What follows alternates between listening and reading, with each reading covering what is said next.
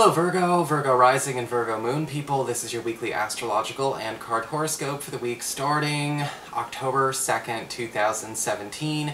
And a quick reminder for all of you Virgo people out there, if you ever want to get a session with me, you do need to go to my website, integrativemysticism.com. It's the same place you would go to schedule an appointment or get a downloadable video file. So what is going on with your astrology this week, Virgo? Well, on Tuesday, we've got Venus in your sign, planet of love and favor, forming a gorgeous trine to Pluto, currently in your 5th house of love, romance, and your relationships with your kids. And when we have this aspect go on, you notice there's a boundary or a rule that maybe, was put up by either you or a lover or a child in your life or one of your children that we all decide, we all agree, needs to go away.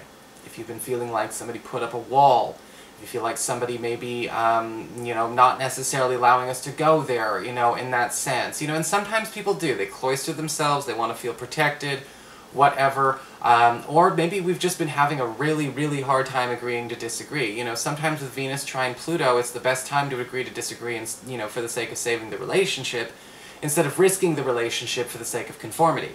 And there is peace going on in this energy. There is peace going on in this angle for a lot of you. And if you are single and looking, well, that's a little bit different, because we're going to be talking about that on the next astrology segment right now.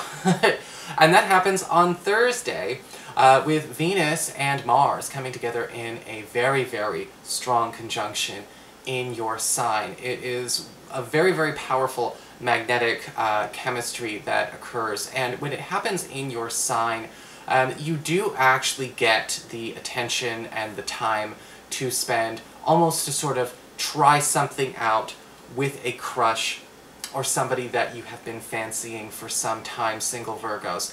Now be careful with this aspect though.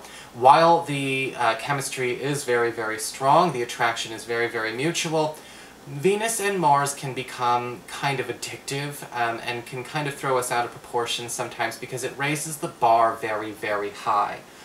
So, it's not going to be like this forever and ever, ever. It's just a really good start potential. But if you are, when things start to come back to more of a normal place, you don't want to think that it's on the decline. And that's something that a lot of earth and water signs are going to be learning this week mutually. The nice thing about this angle, though, is, if you are trying to work up the courage, or somebody may even be trying to contrive a circumstance to get to know you a little bit better, odds are very, very likely it'll happen around Thursday and Friday. For your spiritual advice when it comes to your cards, we do have the card of the Crane. And again, we have that theme of allowing things to be separate when they can be separate and coexist. Alright, we don't have to merge all worlds together. We don't have to have or push for conformity in terms of thoughts, ideals, and all of that stuff. We do live in a time where a lot of people can't even begin to agree to disagree. I come from a family where it's very, very much one side, mom's side of the family, conservative, dad's side of the family, progressive, we can all make it work. So I look at this card and I'm kind of like, well, we just agree to disagree. And I kind of look at how a lot of, people are a little bit more, I guess you could say, sensitive to that and forget that you can. The interesting thing about the Crane, though, is saying, learn not to pull something out of its world this week. If you want to go visit somebody's world, that's great. If somebody wants to come visit your world, that's great. But people shouldn't be yanking each other from one to the other. The Crane eats the fish in the water. The Crane doesn't live in the water. Okay, the Crane itself is able to stand in two worlds at once, but it can leave the world of land and air and water separate and still exist with both. And that's kind of instead of merging them together like we would with the frog in this deck, we're actually meant to be leaving them as they are for now. So a very important lesson, because again, sometimes we don't know we can do that, or if we're told we can't. For your Earth sector, when it comes to your work and finances, we do have the Six of Cups reversed. And with the Six of Cups reversed, we do have, some kind of long-standing frustration when it comes to your work life come to an end. This can actually be a really good card because it talks about something that's either been a dark cloud looming overhead, possibly something from your past.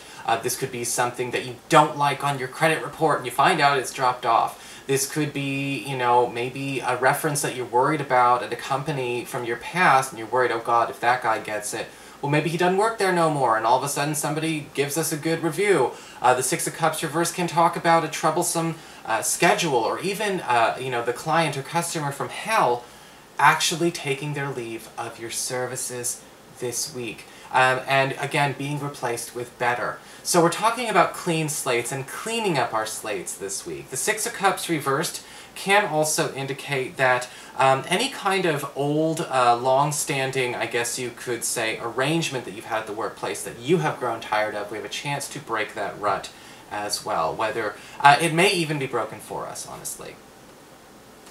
For your communications with air, when it comes to your friends, your relatives, and the others in your life, we do have the Four of Swords reversed. And things may be going very well and good for you this week. But when it comes to a friend or a relative, the Four of Swords reversed can indicate sort of a need to pay attention to when a person may need some help or some assistance at a moment's notice. Okay, so this can sometimes be that late night phone call where you're talking somebody off a ledge, or maybe they want to hang out, they need a place to stay, get some stuff off their chest. And the Four of Swords reverse says this does not come with warning, so it's not like you're going to think about this all week and you know when it's going to happen. Sometimes this is one of those overnight shifts in a person's personality. They're getting cold feet about a decision that they have made, or they really do need to confide in somebody about whatever just literally happened to them. And it is a big deal, because the Four of Swords reverse means this person would be up all night, and so might you be.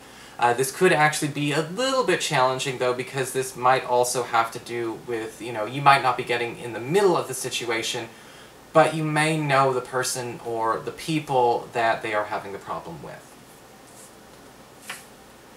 For your challenge this week with fire, we do have the Queen of Wands reversed. I guess you're going to have your own problems, too. Alright, so with the Queen of Wands reversed, I really don't like this card when she's reversed, because we do tend to have a pushy person. Well, that's putting it very nicely. With the Queen of Wands reversed as a challenge, we actually get a full-on antagonist. This can often be somebody who is trying to show you that they are not your friend, nay, they don't like you, they regard you as a bit of an enemy. Which, in my opinion, is a bit refreshing, because at least we know where we stand with this type of person. The Queen of Wands reversed can often show up as a fire sign, most likely female because it is a queen, an Aries, Leo, or a Sagittarius, and somebody who has no problem, making a problem for you.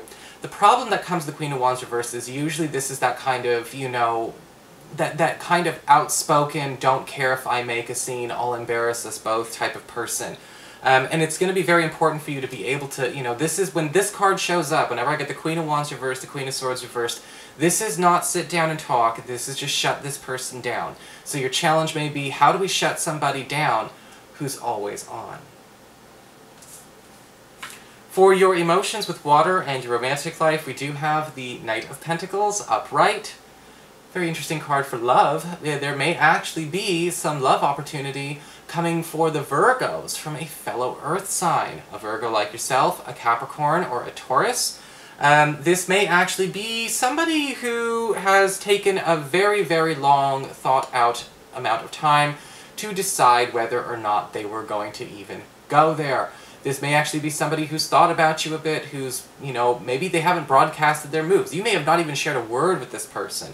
Sometimes the Knight of Pentacles can show up as that person is there, but you've never spoken to them before, and this is the first thing that comes out of their mouths. The Knight of Pentacles usually does aim to be friends first, however, so with a lot of that Venus-Mars energy, there may be something big and special going on, but the pacing of the Knight of Pentacles can be a little bit slower, so again, don't be surprised when the bar is set a little high by those planets.